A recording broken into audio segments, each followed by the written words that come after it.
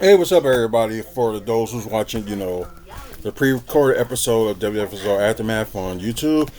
Probably around this time, you probably will see a QR code if you want to see the live version of it, which we live on YouTube, my personal TikTok page, and also on Twitch. This is for WFSO on Twitch. What we're going to talk about today, we're going to talk about AEW's Full Gear. Of course, that's what we're looking at on this screen if you're watching. Talk about some of the stuff. So, some of the good, some of the bad, just from, the highlights I've seen. Then plus, we're going to talk about the terrible last night's game with the Trailblazers and Bucks. So, yeah, me and the missus was at the game last night, and yeah, no. I think that was like a poor performance, but we're going to let y'all know who we think should be blamed for this 4-game losing streak, and including this Trailblazer game, which they should have beat. But, yeah, but I know like there's teams that could be good at any given night, but I don't know. I guess we just got young. They got young talent. We got young talent, but it's just like making things work. Ellie 14567. Hey, welcome to the live. Appreciate it. So talk about that. Some things that's going on like development in Milwaukee, and I was just talking to the people on live saying I should talk about comic book movies and TV news. I'm going to do a separate video on that because I haven't done a separate video for that or Milwaukee Development in a long time. So I'm probably just going to pass through the comic book movies and TV news and going to try to start talking about it more. So all this week Thanksgiving weekend, a lot of stuff going on. You got Survivor Series. That will be this coming Saturday. So,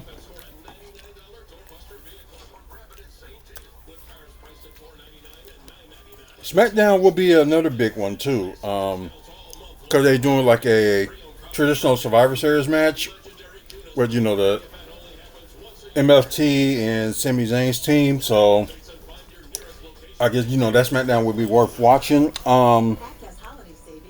Kursky, sorry if I got your name wrong. Welcome to the live. I appreciate it.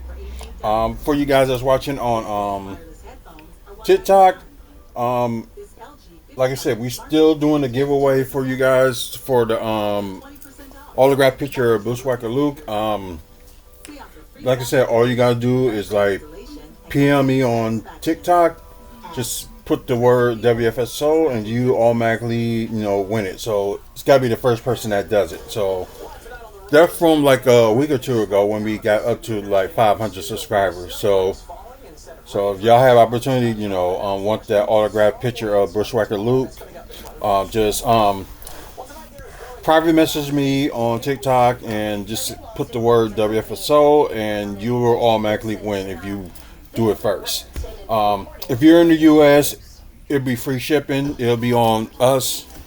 And if it's like outside the United States, we will have to like work something out to get that for you. Well, give it to you. You know what I mean? So yeah. Anyways. So let's talk about the results of AEW Full Gear. So let's just get that out the way first. So, because I know majority of y'all is probably like wrestling fans anyway. So let's get that out the way. So Eve, hopefully I got that right. I know it's spelled E-V. So welcome to the live. Appreciate it. Okay. So, like I said, there's some good and there's some bad with what's going on with AEW Full Gear. I rarely watch it, but I think the only last time I watched AEW was like Blood and Guts. I saw the women's one, then I saw a little bit of highlights of the men's Blood and Guts cage match. So, okay, so let's get to.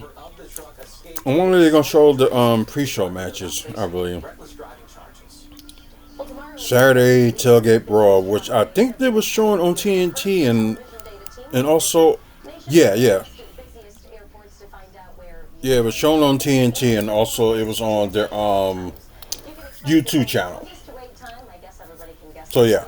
Um, let's see, El Sky's team, Mascadora, Mystico, and Neon. Oh, they. Oh, okay. So, it's three of them. They defending their CMLL World Trios Championship against the Don Callis family. Hershio, Okada, and Tashika. I'm sorry, guys, but one of the reasons I can't, I don't like AEW is because of Don Callis and got like a whole bunch of people joining their family. Like, it's because I know some people thought, when a lot of people joined the NWO, some people thought, maybe that's a little bit too much, but personally, I just thought it was great. Chuck Kellis Jr., welcome to the live. I appreciate it. Um, but yeah, I just think the Don Callis family is like kind of like crazy. So you got like 8 to 10 guys in there, because normally like you saw the NWO like have like a whole bunch of guys and stuff like that. Okay, I'm like fine. No, divide and conquer, and plus there would be opportunities for giving some of them guys a push, and also you can give it was some like sorry it would give some of the WCW stars like a push, but it didn't end up that way, which kind of sucked. And I know our roommate Mike was thinking like it's a joke that they had one too many NWO members, but at the time it was good. But with the Downcalif family, it seems like they was gonna be like they're trying to make it seem like they're gonna be the next NWO, but it's like some of the guys they got is just like I cannot stand it. It's just like how for like 3 years and you have Okada holding the it don't make no sense because he hold the Continental title for 2 years. Then I think they had what was it the International Championship. Kenny Omega and Okada had like a match for the combination of the two titles, and yeah, it's kind of like an undisputed title or something like that. So it's I don't know. This is one of those things, like why give up that title? So I don't know. Well, if y'all got anything, talk about that, AEW stuff like that. So you just comment on here. Same thing to you guys here as well. So let's see if they end up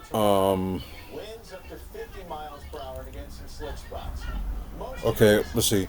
Oh, okay, they were just talking about the matches that happened. So let's look at it. Okay, so $200,000 four-way tag team match. So the winning team will get the money. So yeah, Brian Keith and Big Bill versus Juice Robinson and Austin Gunn versus the Outrunners versus the Acclaim. And I'm glad somebody said that in there because like on the AEW website they just got their names like Anthony Bowens and Matt Caster. I'm like just call them Acclaim because that's what they are.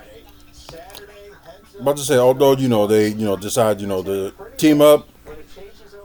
That's basically what it is. Oh, okay. So Bang Bang Gang end up winning the money. So Austin Gunn and Juice Robinson did win that match. That was kind of different. Let's see. Okay. Paul White was joining the announcing team. Okay. So. Okay.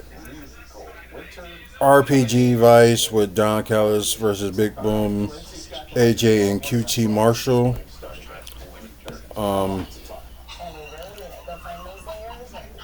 Like I said, they got too many people on that damn team. So Big Boom, AJ, and QT Marshall did win. So you know what? That's good. Okay, now you got Eddie Kingston and Hook going against the Workhorsemen. And Eddie Kingston and Hook did win. So Wait a minute. Don Callis family without Okada make their way to the ring. So wait, who's taking her place? So okay, they still having the same trios title. Um, let's see who won. Hopefully, the other team, El Sky team, good. They still kept the titles. Thank God.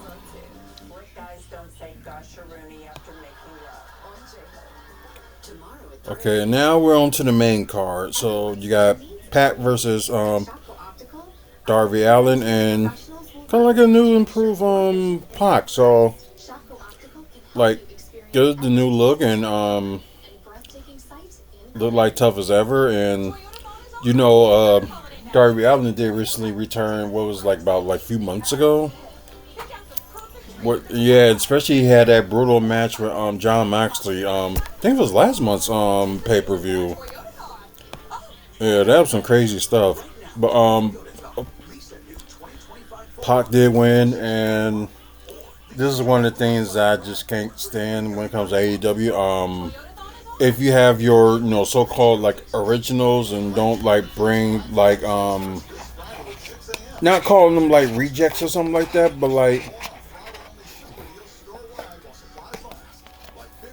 many of them bringing like main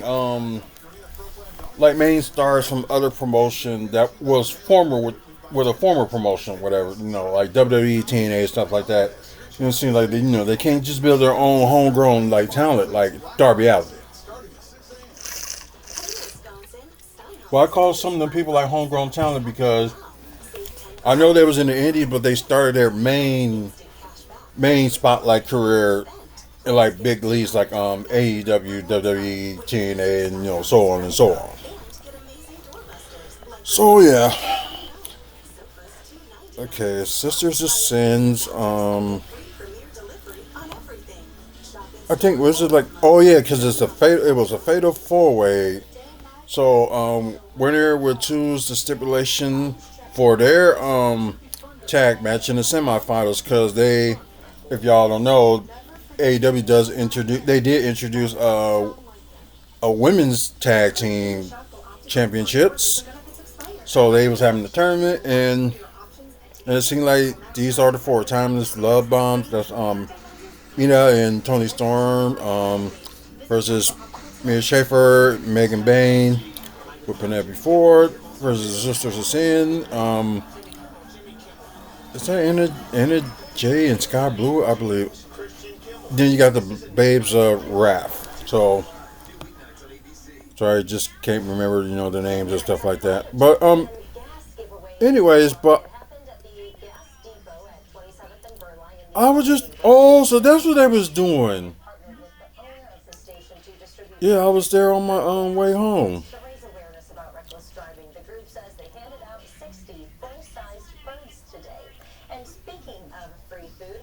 That's good. But anyway, let's see who won. I already know who won. I believe it was Tony Storm and me. I'll say so. Yeah.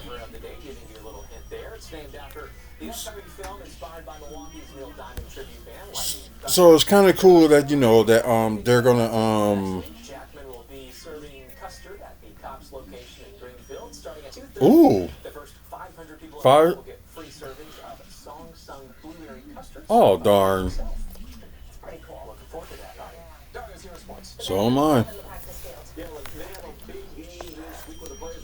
Anyways, yeah, they are one, so they're making the stipulation against their match. So I don't know the full card of the semifinals for the women's tag team championship match tournament. So I really do not know. So then you got the AEW World Tag Team Championship match. You got Bro Dino, which is Brody King and Bandino versus FTR with Stokely in their corner.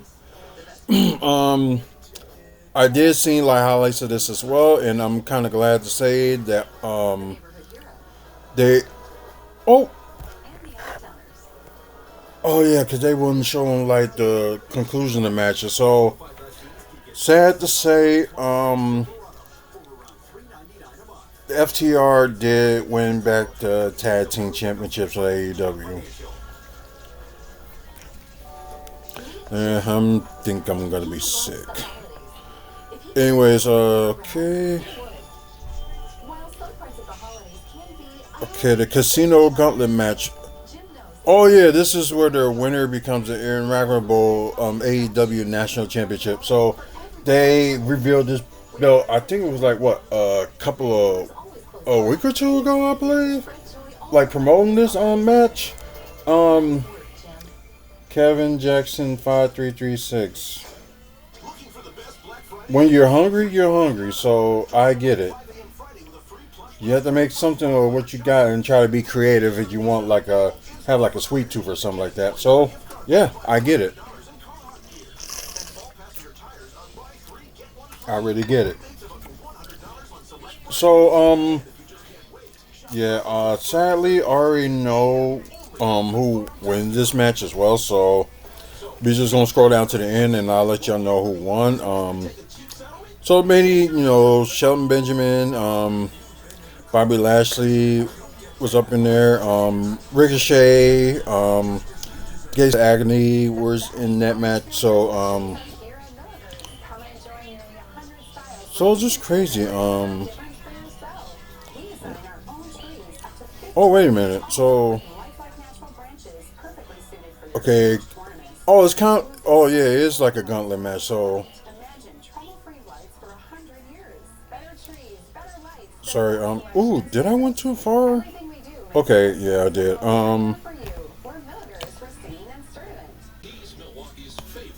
I'm sorry because it seems like it was like kind of like confusing, like who's in it and who's not. Claudio. Okay. So he was number 4. Okay, yeah.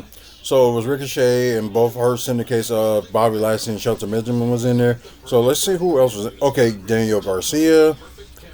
Okay, y'all know he recently did join the Death Riders. Orange Cassidy. Pins Claudio. Pins him, but he kicked out. Okay. Okay, Wheeler Muda entering the match. Okay. What's it going? Okay, Kevin Knight was number 8. Okay. Let's see. Roger Strong. Okay. Mark Davis. Mike Bailey. Okay. And I guess, that was it. So it just. But yeah, here's the crazy thing. That, although, oh yeah, I understand that. You gotta just do what you can. I understand that. But, of course, the winner on the very first, AEW National Championship, of course, as y'all see on the screen, and everybody else that don't know, was Ricochet. So the funny thing is, somebody made like a I don't know if you want to call it a meme or whatever it is, because they had like the thing like when they had Ricochet was holding the WWE Speed Championship. He was the first, to win that. But it's like the thing is that it's like they made it seem like WWE hasn't given me that much opportunities. So somebody made that, and they showing him, like he's getting treated better in AEW. That's his first title in AEW within like about a year since he's been there, and the years he's been with WWE, he's been the Intercontinental top champion. He's been the United States champion. He also been the North American champion when he was in NXT. I'm not sure if he was a tag champion, but he actually won more titles than he did in AEW right now. So I think that's kind of like gets upsetting, that people. Of course, you got people that big fans of WWE. Then you got people big fans of AEW, or big fans of TNA, and so on and so on. But with me, I just like all wrestling. But at the same time, I'm not going to be there and say like, okay, this company is better, this company is better. If you say one company is better and you don't have like the facts of it, I'm going to say something. But that's just me. Each company has flaws. So yeah, like no company is like really perfect. But if you're more entertained in one company than the other, just say that. Don't just say like, oh yeah, with the other companies with their BS and stuff like that. No, I ain't got time for that. Just be happy with you watching and leave it at that. Cause yeah, I do got a friend. He's probably not watching it, but I'm gonna call his name anyway. George. Yeah. The issue I have with him is like he praises AEW on and on and on. But I know he like problems with his foot and stuff like that. But at the same time, he ain't like went to no AEW shows or anything like that. But like I said, with his foot and stuff like that and other health problems, he probably won't make it to like places that much. But it's just like at the same time, it's like how you gonna like be proud of something and you haven't been to like any of the shows. I know I'm kind of being like hypocritical, but it just sometimes just I don't know, it just like gets me upset sometimes. Like you ain't gotta do all that. It's just crazy. Okay. Sorry about that. Just needed that. John Moxley versus Kyle O'Reilly in a no holds barred match. This one I do not know who won, but I thought some of the stuff they were doing on here, when this match was like kind of insane. And like this would be a good one if like Kyle O'Reilly did win. So he was kind of showing how tough he was too from the like watching the highlights. Oh thank God, Kyle O'Reilly did win. So hopefully this will be more of a boost for him and have him reach into like the next level. So I'm hoping AEW will do something right for Kyle O'Reilly at least. Oh yeah, this was an interesting nose disqualification match. Kyle Fletcher defended the TNT Championship against Mark Briscoe. So we already know like Mark Briscoe, when he started with AEW, he won the ROH World Champion. Kind of dedication to his brother who won the Ring of Honor Championship twice. So, it's just very interesting. He won for that. So that's cool. So the stipulation is if Mark Briscoe loses, he must join the Don Callis family. I'm like, oh my God, not this. And like knowing, how, they was with Mark Briscoe, like seemed like they gave him in like certain matches that he just lose or something like that. It was just like, I just hope this ain't one of them. So yeah, he gotta win the TNT Championship.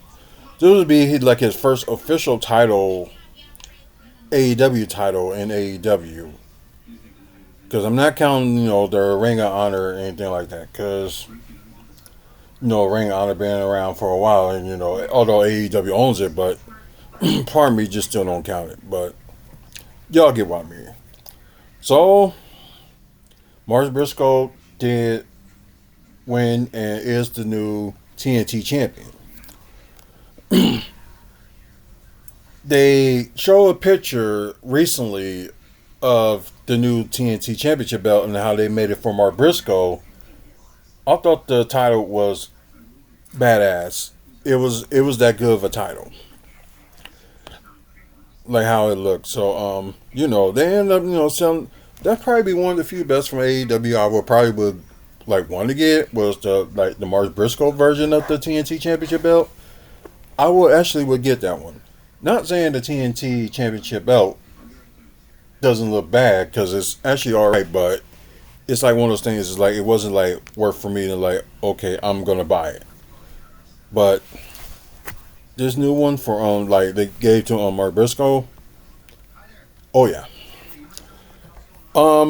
So the Young Bucks and Josh Alexander going against Jurassic Express and Kenny Omega, and I guess it's a $1 million trios match. Which the winner splits the money with the team and stuff like that. It's like one of the things I really freaking like Don Callis and everything. So oh, Young Bucks end up winning it anyway. Them and Josh Alexander. So yeah, that I know about after the match, but I didn't know who won. After the match, Don Callis' family joins Callis and the Bucks in the ring. Dallas assumes that the Bucks have officially joined the Don Callis family and invite them to celebrate with their newly won money. Of course, the Don Callis family began attacking Omega, but seeing this happening, the Bucks hesitated as Callis tried to escort them to the back. Callis grabs one bag of money, but the Bucks ultimately decide to drop their own bags and run back into the ring, and they fight off the Don Callis family to come to help like Kenny Omega. So I think this was like a long time in the making for and there was rumors out there, they like the Young Bucks did want to like turn face, but I guess they were taking their time and stuff, and with the amazing like probably one of the few storylines that makes sense that they actually did. They was making the jokes out of them. I forgot who they lost to. Then they oh yeah, it was Swerve Strickland and was it Strickland and Omega? I'm not sure, but I knew it was Strickland in there, or it was Strickland and Page. I'm not sure. It was. I know Strickland was tagged up with somebody, and they end up losing that match, and they got these like insert name here when they come out or say something crazy about their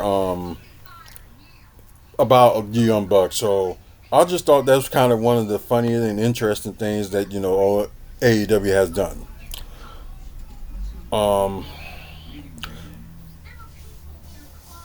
So of course the Bucks, they came to their side, and Jurassic Express tried to help Kenny Omega as well, and it's just like I said, like they,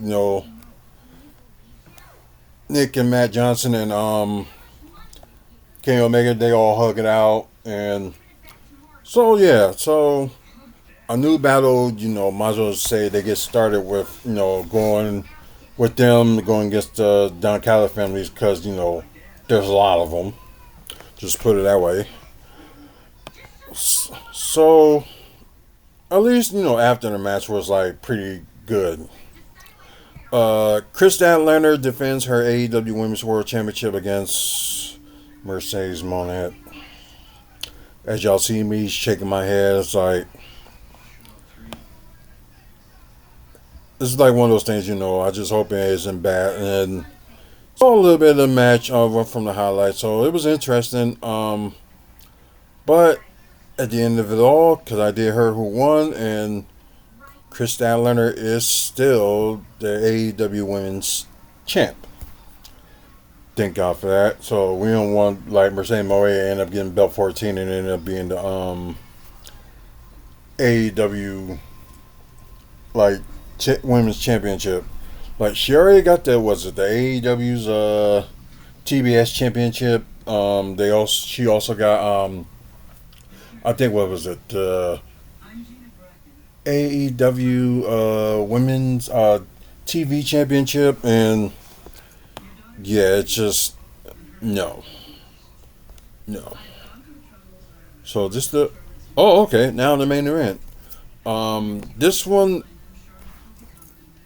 No, I didn't like like I said, I don't like the ending of the match. Well, nothing against the winner of that match, but it's like, why? It's like you're doing like a John Moxley treatment for this person, and it's like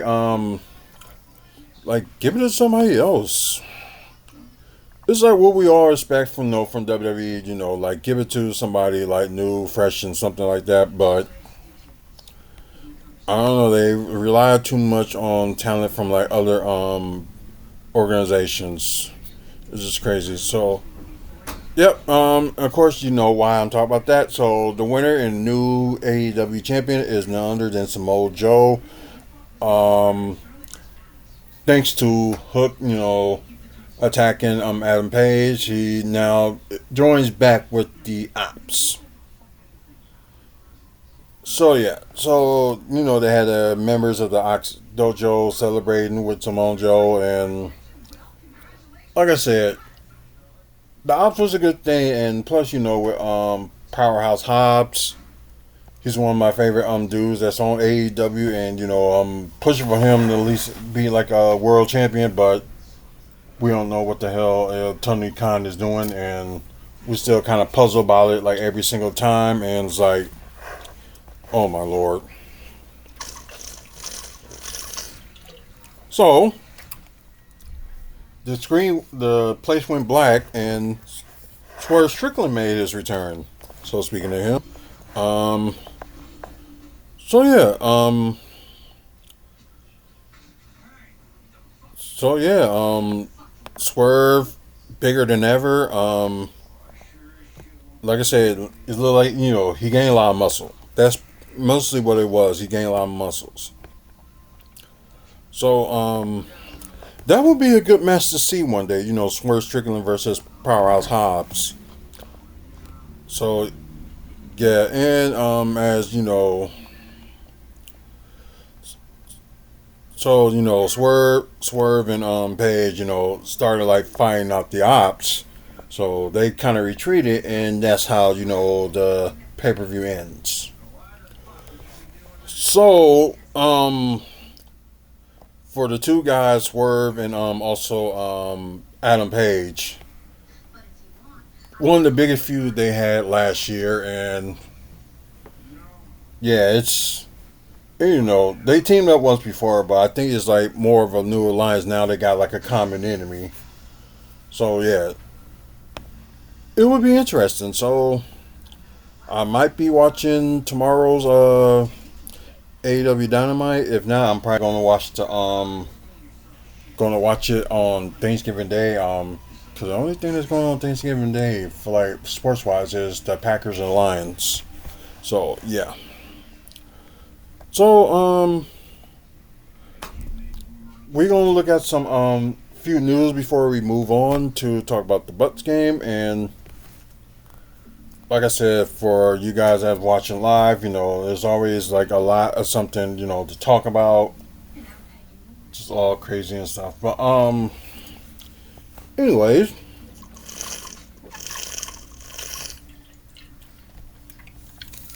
a video I watched, it was David Utonga was explaining about you know this no compete clause that they WWE has on this contract ever since you know the rivalry you know with WCW ever since you know because at one point you know WWE just make like handshake deals and you know they pay their stars and that's that. So it's like around you know the '90s they decided you know what just do contracts and have like stars like after they're fired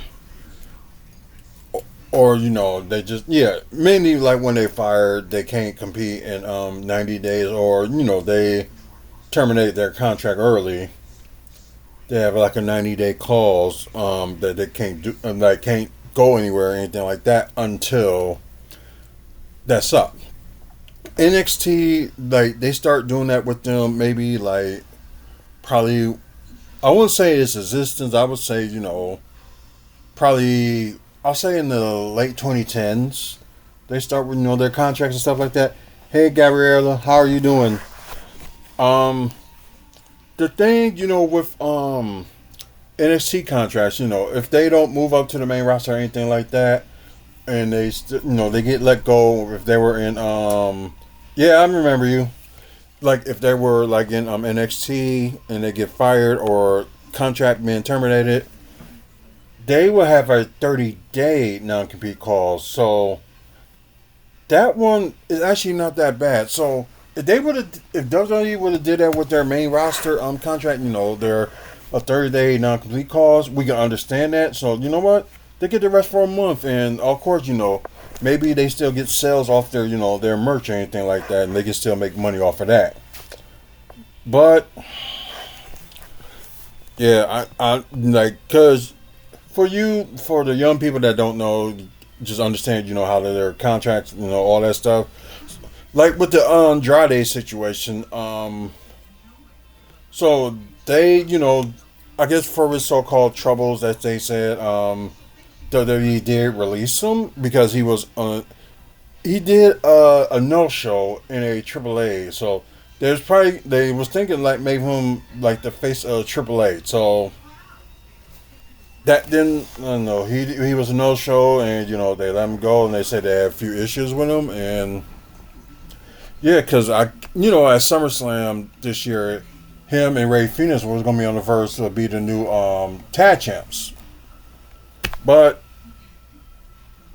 I guess problems in the back and all that stuff. So, but what more can we say? But he was talking about but they were talking about that okay, Andrade violated the breach of contract. So they did a whole year non-compete clause since he broke his contract. So he can't work anywhere else for a year. I think that's bull. That is bull. It's like, why? And, like I said, these contracts with WWE, especially, now they're with like TKO and stuff like that, a lot of stuff doesn't make any sense of what they're doing. But yeah, before, I move on, there was a sign in the crowd yesterday. I didn't notice it until somebody posted up today that I think it was some fans that were saying our last WWE event thanks to TKO. Because Sarah Holt. Anyways, Sarah Holt 22. First of all, welcome to the live. Second of all, last time I checked, yeah, I'm black. That's the last time I checked. Unless I'm looking like somewhat like a Vin Diesel looking. But jokes aside, and I don't know why, that's a question that should be asking. I don't know, is it the way I sound or anything like that? And I was talking about NXT earlier with the great 2-week series with their special event NXT Gold Rush when they both shows was in New York. I'm sorry.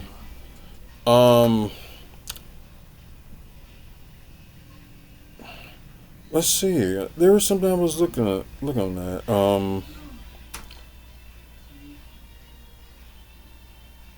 I apologize. So let's see. Famous Chicago strip club also venue to CM Punk and WWE. But then again, Chicago is going to have Elimination Chamber at the end of February. I'm not sure if I'm going to the show, but I will be down there for, the other festivities. Because, like I said, ticket prices are too much. And yeah, tickets are on sale right now, but I don't know. If I end up going, it'll be like, a few weeks before, the event. Like, I'm going to be down there and, like, around for the festivities, but otherwise, not sure about going to the chamber. So, if I would have went, it would have been my second. The first one, when they had it here in Milwaukee, Elimination Chamber.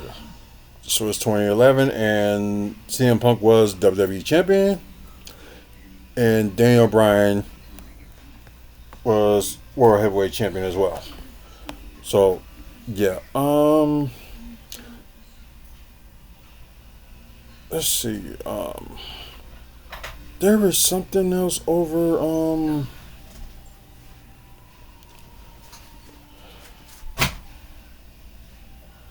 Let's see. Oh yeah, they said like Penta like hurt his shoulder, so they don't know how serious it is, and I guess they say something about it. We'll say something about it. Um, that's not what I'm looking for. Oh yeah, and starting tomorrow, AEW is going to do their Continental Classic, which I don't even think the belt kind of doesn't exist anymore because it's been combined. I'm sorry, guys. It's just some of the things AEW does. It just doesn't make any sense. It really doesn't. So part of the times, it's like clueless. I'm just like clueless of what's going on. So yeah. Let's see. Okay.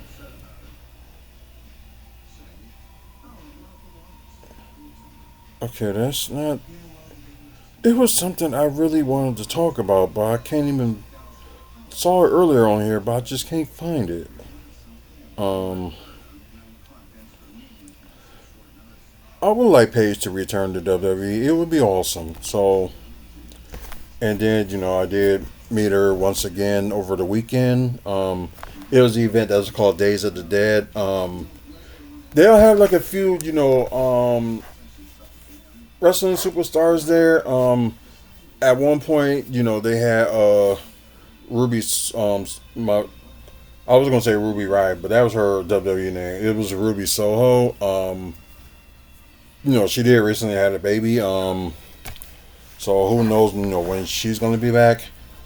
But yeah, she was there at one point. It was like a few years ago, and I couldn't make the trip, and kind of felt bad, like I couldn't, be her, because she probably would have been, that final member of the Riot Squad that I wanted to meet, and just never got the chance. So yeah, I'm hitting myself in the head about it. But yeah, it was of course Soraya, also known as Paige. It was her, and you had Killer Cross. He was there with, of course, with Scarlett.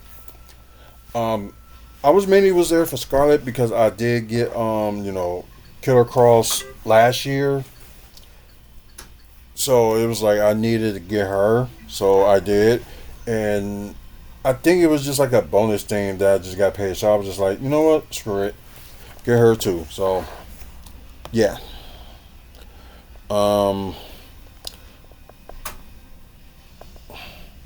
let's see. Yeah, I need to start watching NWA more.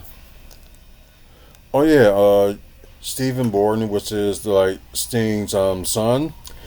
He did made his indie wrestling debut for think Define Wrestling. I know that's an indie show.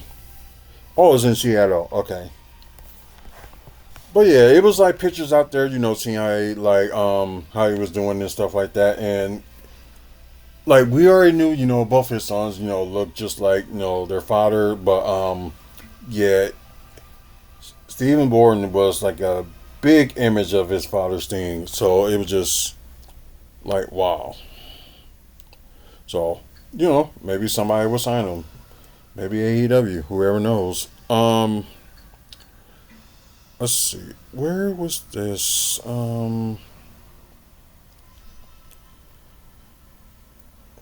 Okay. No, no, no, no, no. If I can't find that story in a minute, we're just gonna move on. Um,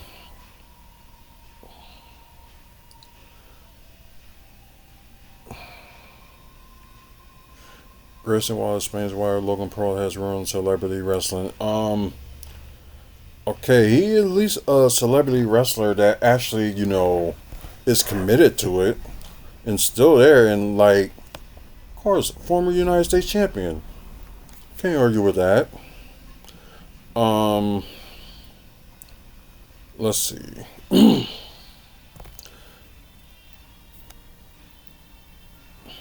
Hmm.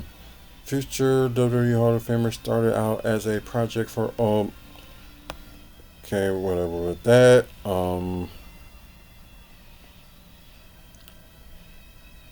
Let's see. I'm I'm sorry, guys. Can't not find it for some odd reason. And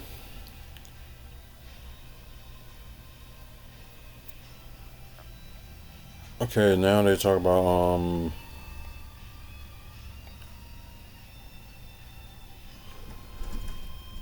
do do do do do do.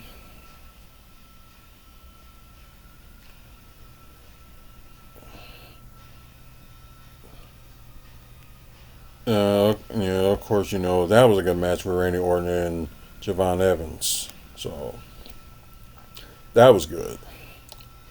Um, yeah, they had AAA like over the weekend too, and I think they only had like a few matches.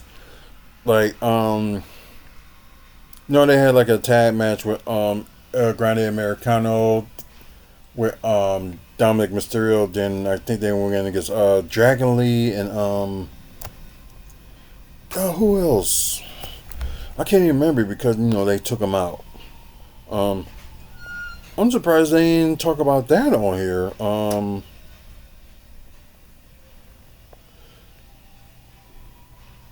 of course, with the Sheamus situation, it's kind of sad that he had to be out of the tournament because of injury that he's dealing with.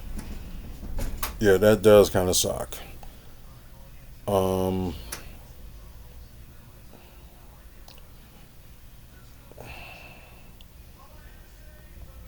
let's see. Yeah, that's what we're gonna do. We're just gonna end the wrestling talk from there because I thought it was an article that I wanted to talk about, and I cannot find it for some odd reason. So we're gonna move on from that. Then we're gonna move on to the worst, which is the Trailblazers beating the Milwaukee Bucks 115 to 103. And I was at this game last night, and I was just, me and the wife were just not happy. We were not happy at all. So with me not getting frustrated of the game, so we're just gonna go to quarter status first. Probably the reason I'm upset because some of the BS calls that was called in that game was one of them, and the coaching was another. So you had Bobby Portis in there score all his 20 points in the second quarter, and in the second half, you don't bring him in until like almost the end of the third quarter. It's like while they was already getting like blown out. It's like, are you serious? And like Cole Anthony was doing good too. It's like you might as well just have the bench unit like play. You know what I mean? Especially the third unit of the bench that kind of got Milwaukee like trying to come back and made it close as it was in the fourth quarter. So it's like you might as well just bring like the third unit playing. I don't get it, and it is crap. And like Bucks should not be losing this much at home. So I know it's early in the season, but like a 4 game losing streak, and it's like you have no answers to like anything because you got this so-called that assistant coach that's supposed to be a good defensive coach just messing things up, and you got Doc Rivers that don't even seems like he don't even know how to coach anymore. Like I was a big supporter of Doc Rivers coming in. I was like, okay, he did had won championship in Boston. Although some team sometimes it was like back out of luck, and maybe you think it could be some of the players, but starting to look more and more that is Doc Rivers is not that much of a great coach because that's what it's starting to seem like. Like grateful Doc did win the help the team and stuff coach the team to winning the NBA Cup last year was we were Bucks were the second team to do it and the first team in the East to win it. And they did a tribute video of Damian Lillard last night too, which I thought was great. And I think he was surprised with the big ovation that he got too. So, and I think got to realize like the management releasing Damian Lillard decided split out his contract and kind of like a buyout contract or whatever. So 25 million over the next 5 seasons, which ain't that big of a deal. And plus, they like in the tax, but they're not in the first and second apron, so it's still kind of a win-win. So let's just decide, they want to pay somebody more, they could, or wherever the case may be, who knows. But I know injuries is killing us. Like Giannis may be back next week, and Kevin Porter Jr. may be back next week, and Torian Prince timetable we do not know because it's a serious neck injury. So we just know he's going to be out for a certain amount of time. We just don't know how long he's going to be out. So it's probably one of those situations is like with the Damian Lillard situation, but not like that situation, but you don't know when he's actually gonna come back.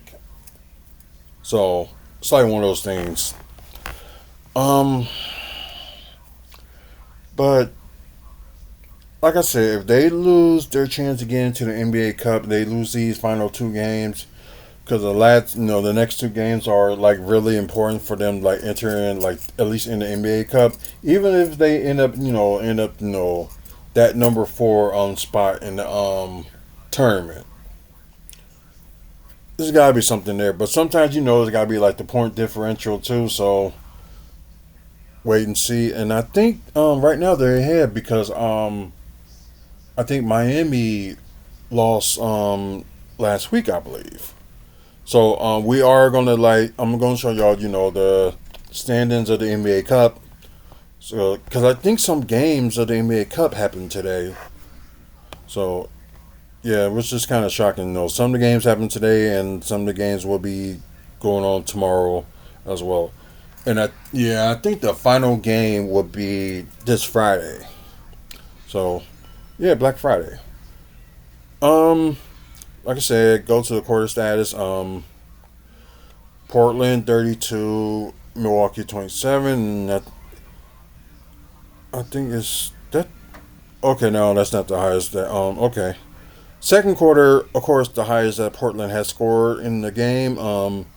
33 to Milwaukee's 26. And third quarter, it just, it didn't get any better. Portland 30, Milwaukee 21. That's the lowest that the Bucks had scored in the quarter. But when it came to the fourth, it was too little, too late.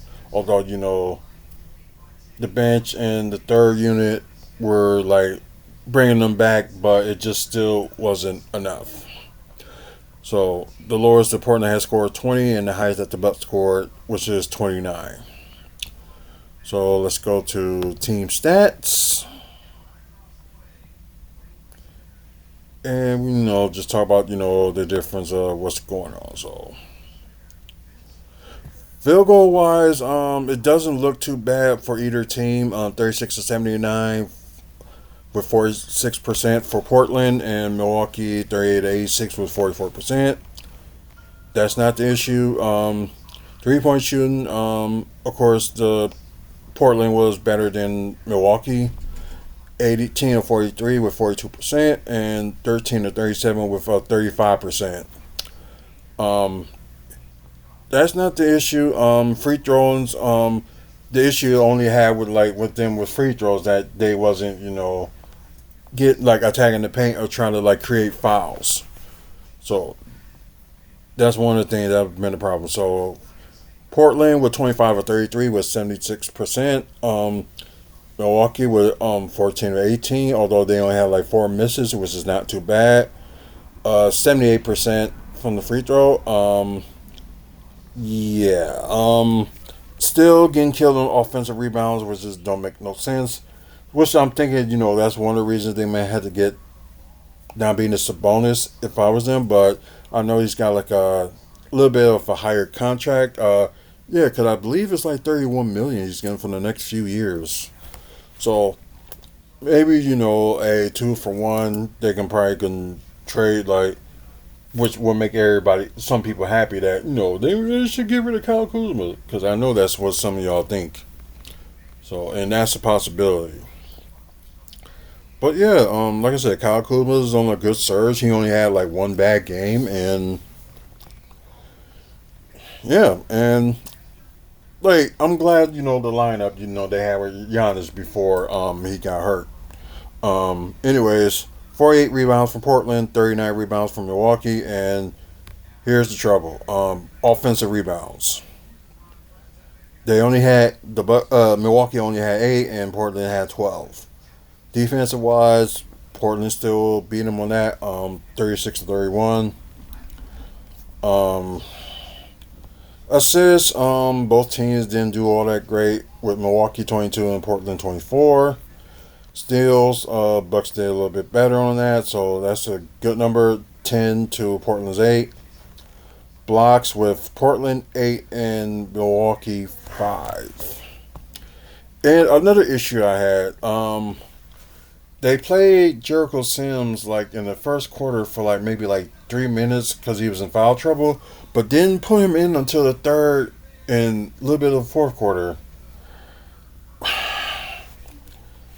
I'm sorry, I don't get what Doc Rivers is doing, and it's just not understandable. It's like, is he seeing something in the practices that we don't see or something like that? I don't know. Portland did have more turnovers, 16 than to Milwaukee's 13. 8 points off a turnover for Milwaukee, and Portland only had 22 points off of turnovers. Milwaukee was winning in fast break points, 14 to 6. Points in the paint, actually Milwaukee was doing a little bit better, so it's kind of shocking. 36 to 32. The largest lead, of course, with the Trailblazers was 33. And the largest lead that the Bucks had was up 1, and that was like in the second quarter. Just crazy. So we're gonna go to the player status, which is mean like looking at the scores and numbers and stuff like that. So we're gonna start with Portland first. Yeah, Jeremy Grant. Yeah, I know some of y'all was thinking, we should have got him and stuff like that. Yeah, he led the whole game and also led the team with 35 points. Don't know if that was a season high for him or not. 8 to 18 from the field, 3 to 7 from 3, 16 to 19 from the free throw. Because, yeah, he was constantly getting fouled. 4 rebounds, 4 assists, and 1 block. Only 1 offensive rebounds. Tamari Kamara, hopefully I got the first name right. I probably didn't, but 13 points, 5 of 11 from the field, 3 of 7 from 3, 0 of 1 from the free throw, 7 rebounds, 3 assists, 2 steals, 1 block, and 2 offensive rebounds. Danny Adidua, sorry if I said it wrong. 22 points, 6 of 13 from the field, 5 of 7 from 3, 5 of 8 from the free throws, 4 rebounds, 5 assists, 1 block.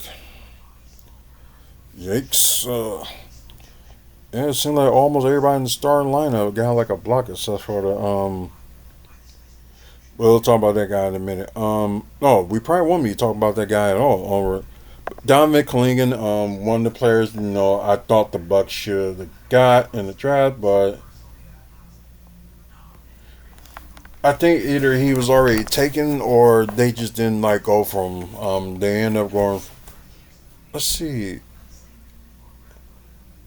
Was it? It was last year's. Oh yeah, if it was last year's draft, they couldn't get him, but I was thinking that they may try to trade up, but that wasn't the case. But anyways, Dominic Comigan, 14 points, 5 of 8 from the field, 2 of 4 from 3, 2 of 3 from the free throw, 11 rebounds. So yeah, looked like the only player that got like a double-double on Portland.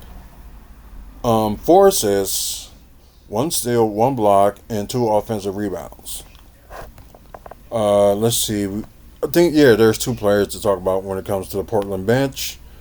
Um, Robert Williams III. Looking better as ever. Although the past few years he's been like just injured and stuff like that.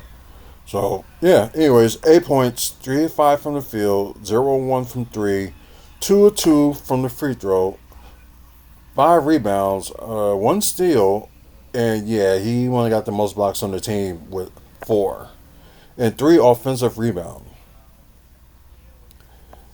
Caleb Love, I think he's a rookie, I believe. So, anyways, 13 points, 5 of 13 from the field, 3 of 8 from three, 5 rebounds, 4 assists, and only 1 offensive rebound. Rakonique, sorry if I say your name wrong. Welcome to the live. I appreciate it. If you guys end up wanting a shout out or something like that, just do what they do on TikTok, and also just say hi on Twitch and also on YouTube. So, you want a shout out? Just just say hi. Um, oh yeah, a lot of. Oh, that's why Drew Holiday wasn't there. Rife Cap Spring. Okay, that's okay. We understand that now. Um, Now with the Bucks. Yeah, Kuzma and I think it was Kuzma and Turner try to make like last minute efforts, trying to rally the team and in the fourth quarter, but like I said, it was too little, too late. But anyways, yeah, Kyle Kuzma had 15 points, 5 of 9 from the field, only 1 3, and he did made that. 4 of 6 from the free throw, 6 rebounds. Um, and he the only one that. Oh, okay. I thought he had the only highest plus minus on the team, but okay.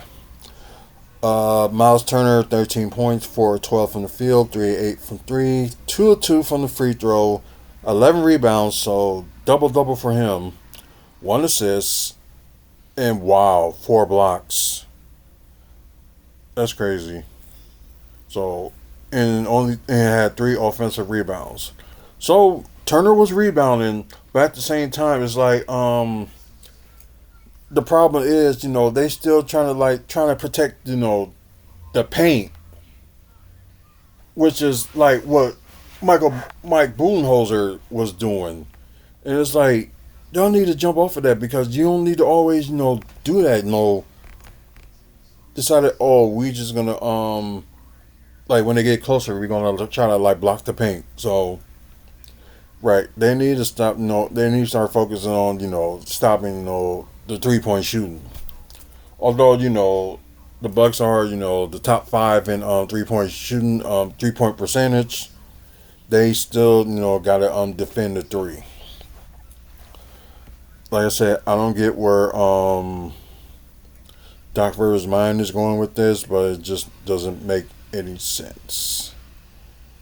And it's just like I said, like AJ Green is not getting enough of the ball, but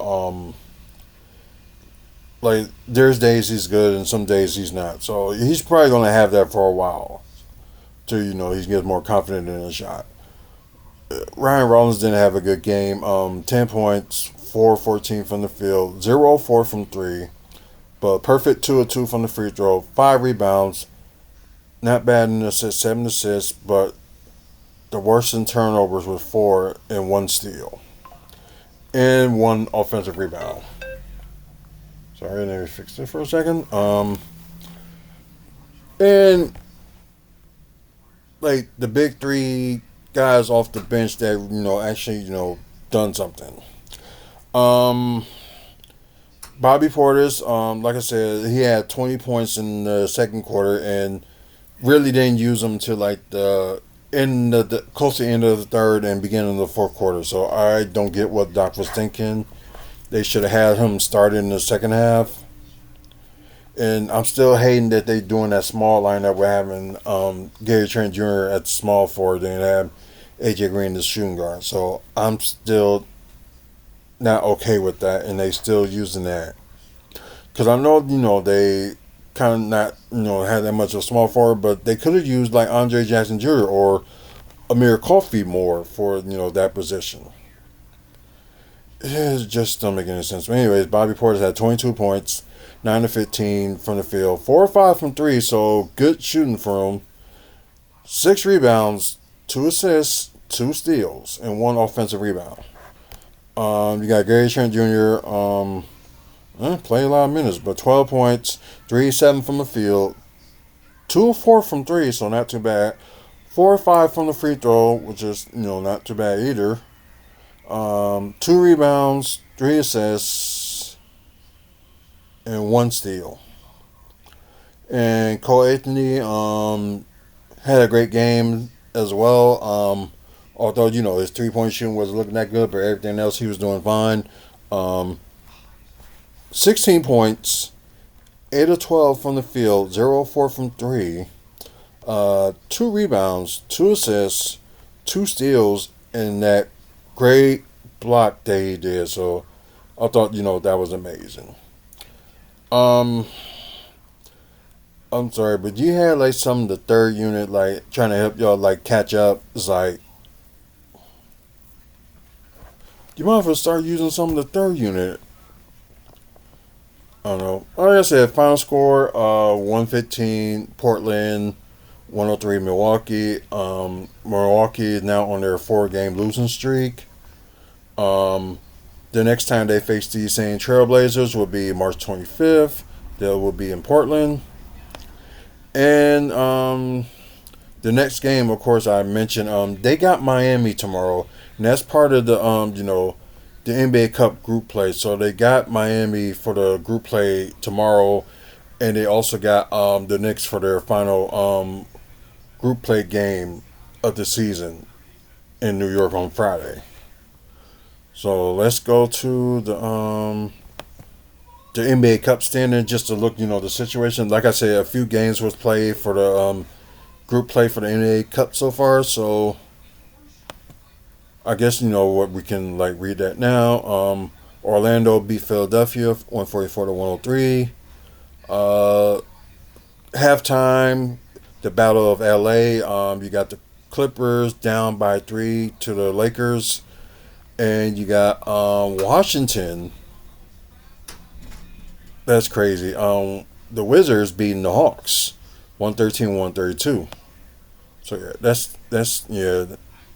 that's stinging already. Toronto, okay, they're automatically gonna be in the tournament because right now they're 3-0, and Pacers got eliminated. So regardless if they end up winning their last 2, Pacers are eliminated. Let's see, Cleveland, Washington, and Atlanta are still alive.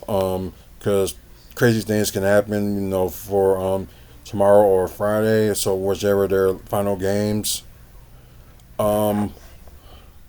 Philadelphia, since tonight's loss, has been eliminated. So I guess you still got Orlando, Detroit, Brooklyn, Boston that's still alive. Well, right now Orlando is the number 1 seed in the Group B, and the Bucks are undefeated, and they're in Group C. Like I said, their game's tomorrow, so it's gonna be kind of weird. So hopefully, that doesn't they don't lose. So like I said, if Doc end up costing them these last 2 games because of his bad coaching, I'll probably be with some of y'all and be like, yeah, he needs to go. Anyways, the Bucks right now leading Group C. Then you got Miami, who lost last week because Miami was ahead, and now it's Milwaukee. Knicks are 1-1. Oh yeah, because when they face Miami tomorrow, this will determine who's going to advance or who's going to have that top seed in Group C. So yeah, there's a lot on the line for both teams. So yeah, this is going to be interesting. But Knicks must got it, and the Knicks must got a game tomorrow. Besides, facing the Bucks on Friday. So hopefully, some people, they hope, Knicks will lose their game tomorrow. I think they, go against somebody, but we'll look that up in a second. Chicago, then you got Charlotte. So nobody on Group C hasn't been eliminated yet. Now to the West, you got Thunder and the Suns that's undefeated, and you got Timberwolves, Kings winless, and Jazz has been eliminated from that. Then you got Group B. All the stuff right now is not going to be determined between the Clippers and Lakers because both teams right now in their group are undefeated. Then you got Memphis, Dallas, and the Pelicans that is eliminated. Oh wow, Portland's up there in Group C, so they're kind of tied with Denver, but I guess the difference is Portland is a little bit better on that point. It's got Spurs, Rockets, and Warriors. So nobody from those teams are eliminated yet. Okay, so like I said, they got Miami tomorrow, and wait a minute. Let's see, because I know tomorrow's group play as well. Like I said, okay, Memphis and New Orleans. So New Orleans probably got nothing to lose. So maybe they can probably will. Oh wow, New York. They're going against Charlotte. Ooh, that's gonna be interesting. Maybe they'll be in Charlotte, so maybe that'll be an upset and something that will help in our favors. We just got to do our part and beat Miami. Let's see, Indiana, Toronto. Then you got Houston, Golden State, and you got the Suns and Kings. Yeah. So it's a surprising start for the Suns that they up there so far. So surprising. But let's get away from that, and we're gonna do a little bit of Milwaukee developments before we get out of here. Oops, didn't want to go that far. Okay, so if you're interested, looking at like developments and stuff like that, so what's going on for Milwaukee, check out Urban Milwaukee. Better source of like looking for what's going on in the city.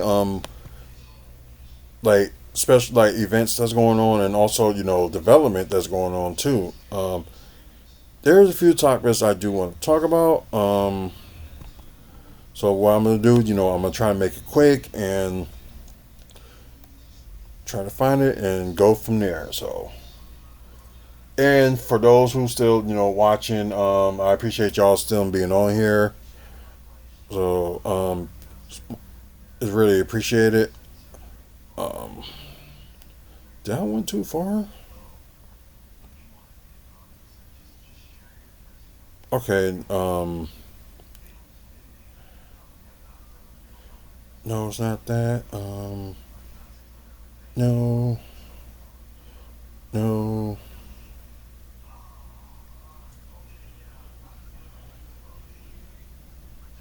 Okay, those is yesterday, so maybe I gotta go back a little bit more. So I apologize, guys. Like I said, Brian Patrick, hey, welcome to the live. I appreciate it. Um, let's see. It's not the Forge, not that one. I think we did talk about this one last time with the, because right now they're thinking that they want to make like convention space and hotels and stuff because I think tearing down the UWM Panther Arena and Milwaukee Theater, well the Middle High Life theater, which I didn't mean to click on that. Which, in my opinion, and if I had a choice, the only thing that would be teared down is the Milwaukee Theater. So if you want to like put that to like a hotel or something like a special event or something like that, but you can still extend it to like a part of the convention. Because another plan that was out there that they wanted to So we got the Wisconsin office building. When people go for their get renewed their DMVs or ID, and if they win lotteries, and plus other stuff. So the plan was for that building to they be done with, and they're moved to their the location they want to move to on 27th in Wisconsin, which there's still no plan for that, so we don't know what's going on. So but I do want to talk about the public museum, because the one they making that's nearby the Deer District is like the outside of it, I should say, is maybe like 85% done. So the outside of it is looking great, and they're like I said, they're nearly finished. Okay, January 4th, 2027. The original Milwaukee Public Museum, where is that now? Of course, with the Dome Theater and Planetarium that's included. So it's gonna close on January 4th. So that would be in 2027. So right off the new year, they're gonna close it. Okay, so let's see. Phantom Museum is a district exhibiting style. Sorry, have a little over a year to visit the museum on this old location. Wait, its closing will be followed by the opening of its replacement. Oh, so when that closed on January 4th, the new one will open on January. So, hey, that's fair. Cause I'm thinking like they was gonna start, had opened that up on spring or summer or 2027. So just the start of the new year of next 2027, they're gonna open it. So that's cool.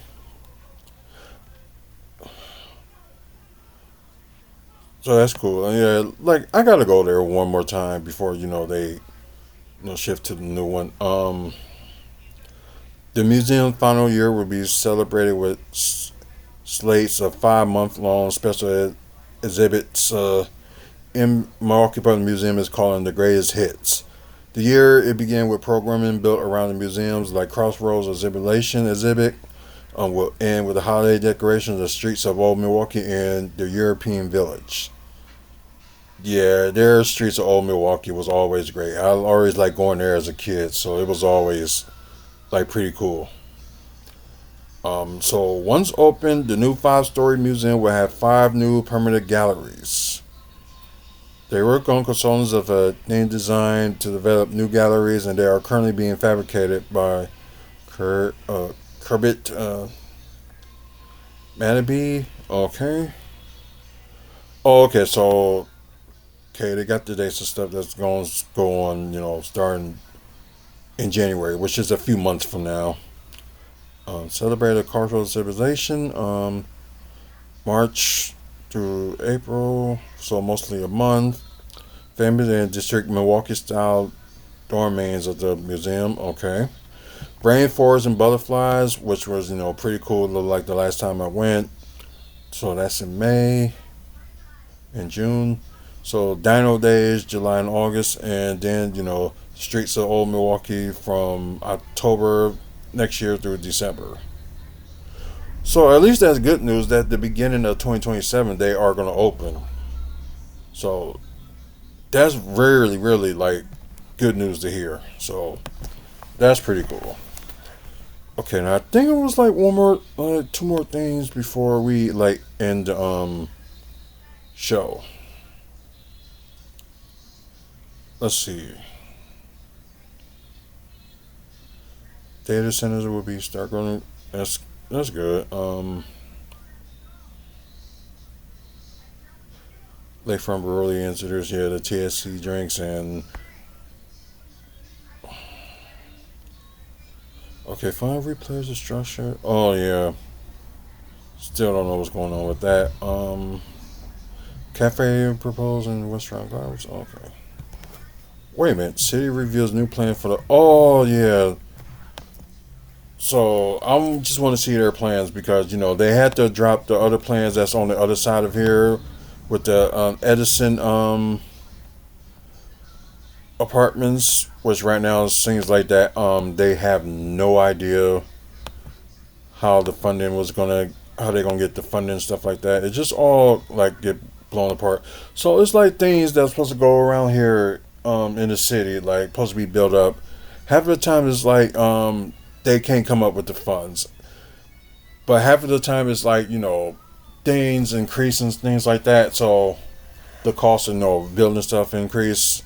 So part of it I understand, but like at the same time, you want to plan this, you should be like prepared to do what you need to do. So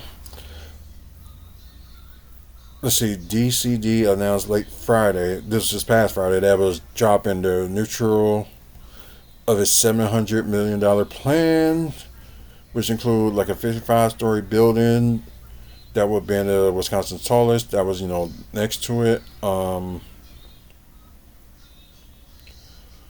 So let's see. I'm trying to think what they talking about. So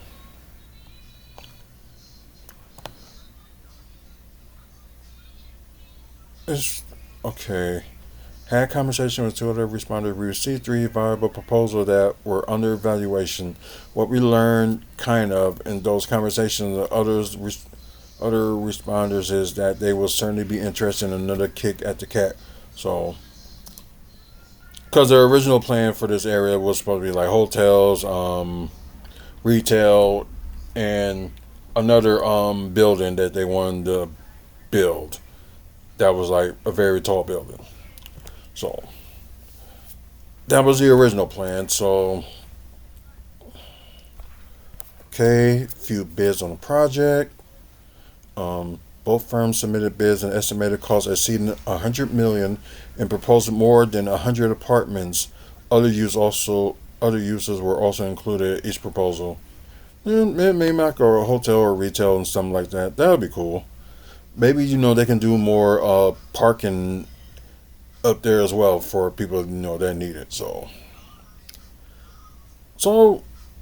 at least you got some people like end up wanting to like do something with it, and you know they buy the land and they actually like do something with it. That would be awesome. Um, yeah, of course they like I said there's always financial issues with like some things that you want something built. So it's just crazy. So just click on a few pictures for those who's watching pre-recorded. Sorry, you guys, I can't watch it live. Like I said, as soon as I'm like get this done with the episode, I'm gonna download it right away, and probably be a little bit too late for y'all. But y'all can at least watch it tomorrow morning and or afternoon just to see the photos on here. So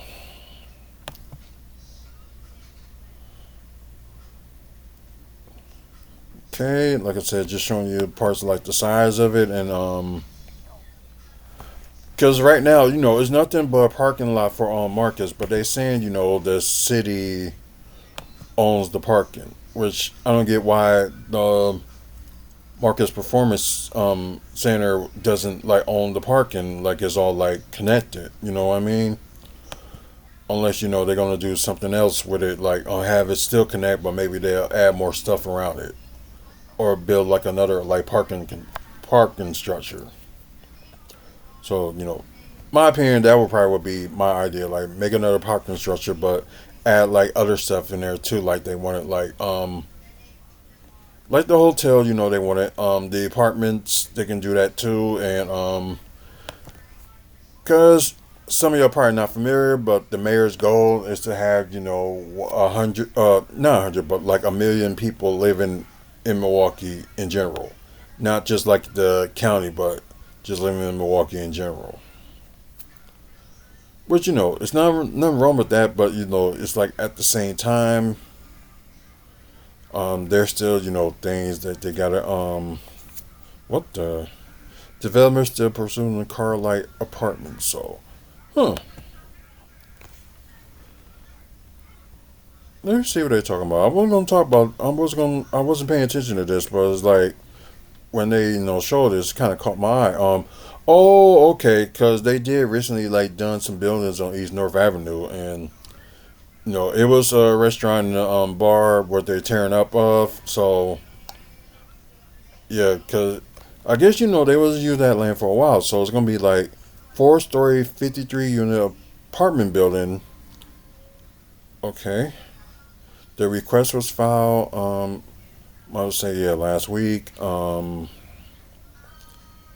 The complex will have only 29 parking space, a lower than usual parking space ratio for new construction in the city. So they just trying to. Oh, okay. So they mainly just want to get the price units, down and stuff like that. So what we're gonna do, like, cause like I said, that was like a like bar and restaurant. I never been in that one. For those who's like watching it and pre-recorded, um, yeah, there's like always looking at that every time I go past there, and sometimes after I get out of school, catch the bus home, you always see that, and yeah, the pizza place, that was like recently before they tore it down, so yeah, kind of sucks. So, anyways, let's look at what they're talking about. So, how they saying this gonna be like a car unit building? Like the building is fine, but it's just like don't try to give people like false hopes or what try to make something one thing and just look like completely different. So yeah, then again, I'm glad the east side of Milwaukee is like starting this booming more and more with like adding the hotel, which the hotel they building that's gonna be like around Brady Street is in this like final plans before they actually start construction.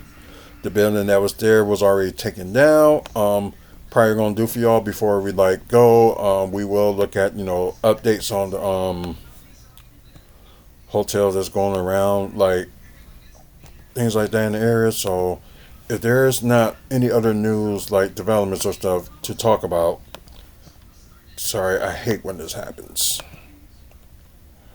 Okay. Non-profit to take over the beanery. Okay. Of course, the chorus. It's about 576 affordable apartment buildings. So across 8 buildings. Oh, wow. So they got a lot of places to move into.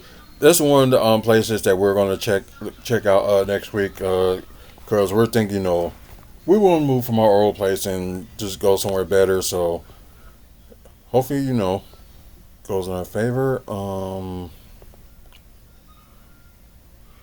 Let's see.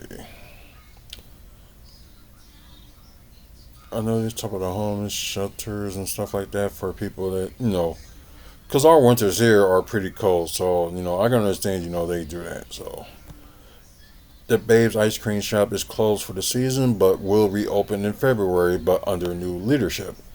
I guess I can kind of understand. Um,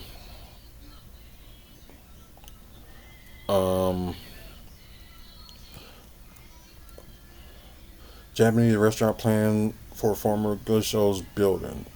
Okay, that's cool. So spring of 2026, and okay, let me see where this would be at. Oh, on the east side. Okay.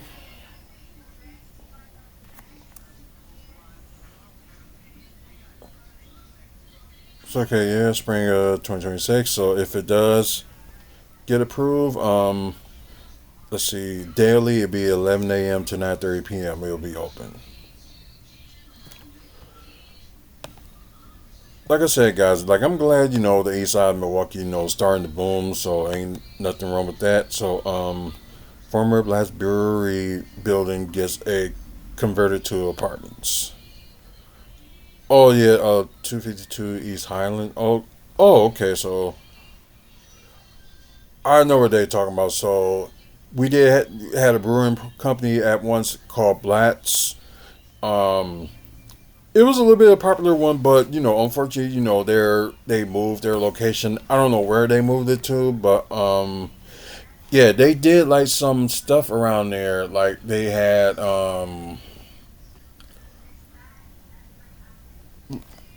it was like a whole bunch of like a business that was like in that area, but most of the business are gone. Is nothing, like apartment buildings and things like that. So okay, we specialize in adaptive to reuse projects, intends to build about 30 apartments in mostly vacated office space of the former Black Exposure House, Brew House, and Mill House buildings on East Highland. So yeah, I know the location was at. So investment group led by Brewing, Kendall Brewing, Sunset Investors. Okay, a week or two ago. 2.7 million. The groups also acquired parking space of the area for like 1 million. Okay, four office. Okay, the office tenants that's there, as four of them will remain. The remaining tenants are mostly located on upper levels of the Cretan City Bricks building just nearby. Okay, so construction is expected to begin. I would say less than 2 years. So okay, so they're probably just gonna like big buildings. So it's probably gonna take like normally no longer than 18 months. So most likely that's probably gonna be done like maybe like in 2029. That's my guess. Um, so they now own 125 parking spaces with multi-level structure. 270 East Highland Avenue newspaper accounts is open to indicate which will be it has 360 spaces. So we get more information about what's going on with this like area. So it seems like it's gonna be very decent. Oh, okay, 324 North 15th Street. That's interesting too. So most likely it's just a wait and see. But I think that's probably be pretty much it to talk about. So like I said, oh yeah, there is one more thing. So we'll go back to that in a bit. So from a tab, that building is always for sale, but we probably will talk about that one another time. So I may do it in a separate video or something like that. But anyway, so yeah, this is the main thing to talk about. So why? That's the owner of the Brewers they talking about. Mark Anastasio had never developed around the Brewers Stadium. And I kind of get why. Um, oh, that phone's about to die soon, so I gotta hurry up. So, of course, earlier this month, we learned that a report was done about for the Wisconsin Professional Baseball Park District found there is market demand for a huge $800 million development on the land surrounding it, which we all asked for. And I think I did a video, like maybe was it like a week or two ago, talking about the ideas that they had. Oh, I think I looked at it, but I didn't actually do a video on it. So if I can find that article tomorrow, I will do a separate video on that one as well. But they had like three options what they want to do with the with the American Family Field area, the parking, because although people gonna complain, there's not enough room to tailgate. There's more plans than that. You just worry about tailgating because they trying to like add some stuff here. So let's see. It outlined a project built on up to 1/4 of the Brewers parking lots that will include 600 to 1,000 apartments, 150 to 200 hotel room. Well, no hotel. 38,000 to 52,000 square feet of retail space and 20,000 to 50,000 square feet of office space. Because the problem is like it's like good and all that you have baseball like a whole bunch of games and stuff during the season, but what happened after October, like What happened from November through like to late March? Nothing. They're already trying to do some stuff to improve, American Family Fields so they can have like year round, concerts and stuff like that. So why not just make certain areas of there like let's see. Oh, okay. So the options is okay. That's on there. So we will look at that in a minute. So we're not going to do a separate video. We'll just look at that. So let's see.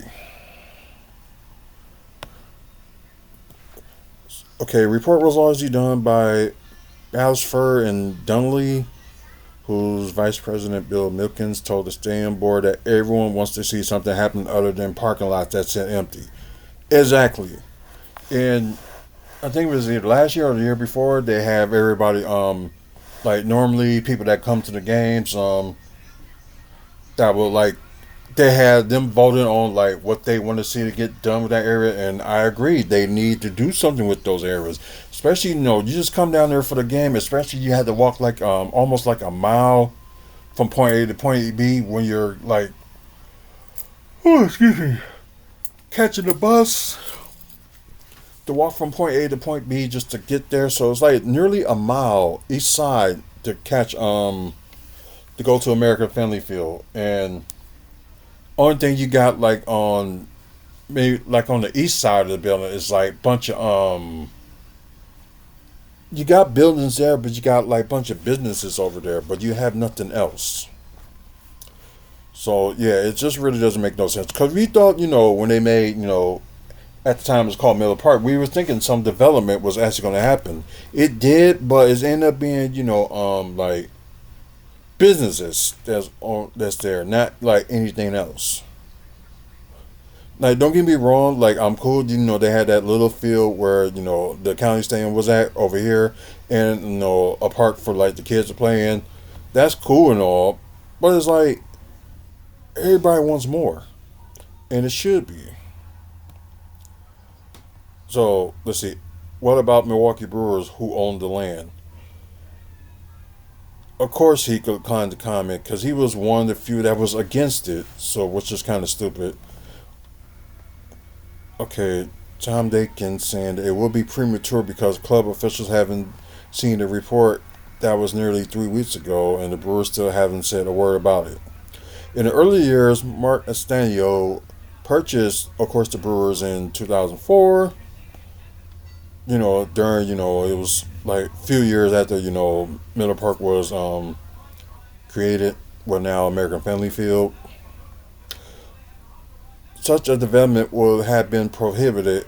The 90s legislation funded construction of the stadium included a land swap bearing development on other parking lots. That position, it expired at April 2011, so they could have done something back then, but they didn't. And that's the funny thing because I was working there at the time too, so that's crazy. So he had more than 14 years to develop the parking lots, but has never done so, despite the fact that any such project will come at extraordinary benefits, which I do agree it would. Exemption from all property tax, was Urban Milwaukee reported in 2022. State law funding the stadium, including property tax exemption, that is very bored. Wow. You had all that opportunity to try to build, that land over there, and you done nothing. Oh my lord. I don't know. He needs like some more partners, just to co-own the Brewers, not just him being the sole owner. We know Giannis, is a part owner too, but I'm talking about we need like a billionaire to get like some of the share of it too. It's just crazy, and like it's like I don't know, cause maybe it'd be like more excitement if they had something down there. Maybe cause we do got a lot of support the people that like the Milwaukee Brewers, but I think we could get more if, like I said, if they bring that bus system back, which we thought they was gonna do this year, having the which they call, what is it, the 74. We thought they was gonna have like go to American Family Field, but just go past American Family Field. It doesn't like stop there. So that's the side part. So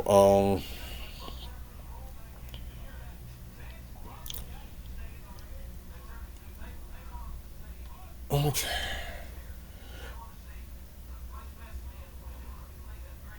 He's oh they talk about Mark. Theodore Harley has escaped him, a constant investment management executive who made his money with investment firms Crescent Capital Group before buying the team. He is very successful in his money management business and has been savvy overseer of the team's business. He has been a very successful entrepreneur. He's good at seeing undervalued assets in ways that others might not. And he is a risk taker. Yeah, right. Okay. He could easily afford to finance the or seek finance for development around the stadium when he brought the team for like 220 million. The team is now worth 1.6 billion. Oh wow. Forbes has recorded while estimating that Antonio's net worth is 1.9 billion. But he's not even a billionaire. That's the sad thing. But when it comes to investing, he clearly has other priorities. Of course he does. Also invested in analytics and analysts for the Brewers on upgrading the facilities for their minor league team. Of course. Yeah, it's like it's getting more sadder and sadder that they could have done something in that area, but they decided not to. It's just so crazy. Although Mark is passionate about investing in sports, but has never shown any interest in real estimate real estate development. It was the mayor who pushed for such development. Yeah, I'm glad Mayor Johnson did push for it because like some of us has been like pushing for something to go there for like years and like finally get used to it and we finally although the mayor he has a few faults of his own but trying to really push it out there like try to pull the potential of what Milwaukee would have for people to come see. That's what I like. And sorry, but like some of the former mayors, didn't they want to see like some stuff going on, but they wasn't really like trying to like push it. So like how Mayor Johnson is. Let's see. Let's see. Challenge came as state legislators considered a bill to provide, of course, 500 million for funding the building. Of course, money coming from the state, the city, the county, and all that other stuff. So, and the Brewers will pour some of their portion of money towards the repairs as well, which is currently they probably are doing, especially like winterization. The American Family Field, which I think they're gonna start next year, but will be finished. Yeah, they're gonna start like after the season in 2026, and they're gonna be finished by 2027 MLB season. So it's just crazy. Like they had all that time to do it, and they just didn't. So let's see. Let me go to this before we end the show. I know it's a little bit long. Like I said, it seems like there's more like stuff to talk about than anything. So let's see. So I may have talked about this. So who knows? But for those who like didn't see it, that's watching the pre-recorded episode. So the site plan. So this is option one. Well, scenario A, but I call it option one. Buildings and hotels and stuff going on the I believe that's the south side of the south side of American Family Field. Buildings here, hotels and stuff like that. And still, available parking in that area. So you had that, but you also have, the other thing, like right here is like was company. I can't even pronounce the name of it, but that area, they moved to another location that's like on very close to the Bayview area. It's still in Milwaukee, but like in the Bayview area, which they moved their company there. So right now, that's sitting on that land, just nothing. So part of me will say like yes to like doing it on this side because mostly people catch the let's see, it would be what's it Route 18. So they normally will catch the buses and stuff from there. Then walk a little bit. Then you can like chill around here wherever that's gonna be. But y'all get what I mean. And this is scenario B, which I would call option B. Kind of like the same thing, but like more. But this will be like a little bit more parking. But you have more stuff around here, like with hotels, apartments, and retail stuff. So you have the other areas, that's nice over here, and that's not a bad thing as well, because you still will have like parking here and parking on the other side too. So it will like it still will work out. And like I said, it would be something to enjoy with. So part of me was thinking, like maybe option B or option C would be like more beneficial. So I will show y'all who's watching pre-recorded option C. So this is scenario C. So mainly, you got they've no more focus on this part of the building, but then again, you got parking. You got them people like walking down here, then going down there. So me is either now just come to look at it, it's either option A or option B would be more better. That's just my opinion. Yeah, it's either like scenario B or scenario C. I mean scenario B or scenario A. So either one of these, will work. So that's just one thing. So of course, let me show you the other map. Like I said, I'm not saying like completely get rid of like all parking and stuff. And I apologize, guys. It is like after midnight here, and it's after 1 o'clock in the East Coast. And I know you guys probably got energy on the West Coast because it's probably like 10 p.m. there. So yeah, so many floor plans and all that stuff they got right there, and especially this looks like it's more like they're going with option A. So that's what it looks like. Then they got the cost assumptions, site improvement assumptions. Like I said, 2 levels of parking with 5 floors of hotel above. Office space, 3 levels of parking with 2 floors of office space, which is cool. Multifamily and retail, 2 levels of parking with retail at the ground level and 5 floors of housing above. Which ain't nothing wrong with that. Then you got that. So it was one more thing.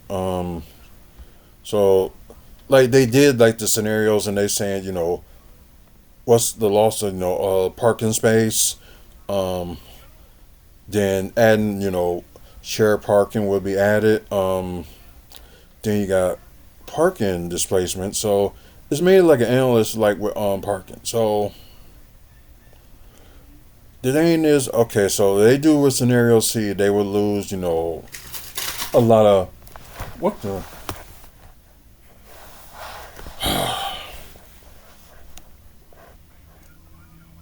okay. Anyways, crazy things happening around here. But anyways, So scenario A is like they losing the least parking space with almost like over 2,500 parking space. With the displacement, they will lose like almost 2,000. But they will also, okay, so they did, okay, I see what they did. So the parking space they would lose is this much. Then plus they add like 90, 30 spaces or more. Then this is like, okay, this is the actual total. I'm sorry, I should have looked at that better earlier. So I guess if they want to go with like the lease, oh wow, now looking at it, and plus keep some people happy. Okay, 4,118 spaces. Then you add like over 1,160 spaces. Then you only lose like 2,900 spaces. Oh wow, because I know y'all saw this plan for scenario B, but from what it looks like, seems like scenario B would be much better. Yeah, so I think I probably would agree with them. It probably would be, scenario B. So that's my pick, but I don't know. Some people already think it different. So if you watching this and you're in Milwaukee area, let me know what y'all think. Of course, some of us agree, it is too much parking, and it's like, why now? Why they, they could have did it after, Mark brought the team, and they could have did something better than that. So, anyways, guys, like I said, I appreciate y'all who stayed on. Thank y'all for watching. For you guys that's watching on TikTok, I was saying we still like doing that giveaway. So you want the autograph picture of Bushwhacker Luke? All you gotta do is PM me on TikTok and just put down WFSO, and you automatically will win. So you just gotta be the first one to do it. So if you're interested in that, do that. If you're in the U.S., it'll be free shipping. If it's out of the out of the U.S., we'll work something out. You guys on Twitch, thank y'all for staying on here. Although it's been over 2 hours, so please view us on here every time we do a video. Please and follow us as well. So we need more followers. Like the same thing like with YouTube. Like we need more subscribers. And excuse me. If you like today's video, please like it. Like I explained earlier, trying to get 1,000 subscribers. When we get to 1,000 subscribers for YouTube, we will start doing giveaways. So I know y'all want some free stuff. Also, check out the website WrestlingFansSpeakOut.weebly.com. Upcoming events in the Midwest. For those we took, wrestling events and Bucks events. Also, our sponsors page. We got, our sponsors that, we are a proud sponsor of Maddie's Mary, so check out maddiesmary.org. You have like a situation, you had somebody or you lost, an infant, or had like lost a baby, stillborn, that will help you with that. And if you just want to support the cause, they got a QR code on their website. So maddiesmary.org. Legacy Pro Wrestling, we're a proud sponsor of them. They having a show this Friday. Black Friday Brawl. So, for the first time they will have a women's match. But they said they had one in a long time. It's probably like one of those shows that I probably missed that they did have. Oh yeah, they did. What I'm talking about. It was on their Showcase of Champions. And that video is on YouTube as well. I think it's like it was the most viewed video on WFSO ever so far. So yeah, you get a chance, go back to that and just look on the our YouTube channel for that video. Also, we're sponsored by Great Scott Sports Cards. Check them out. Buy, sell, and trade cards. And also, Midwest Wrestling Collectibles. We got information for them on our website as well. You're interested in some like wrestling gear or wrestling merch, get all of them. like I said, they do have a Facebook page too. So get a chance, check them out.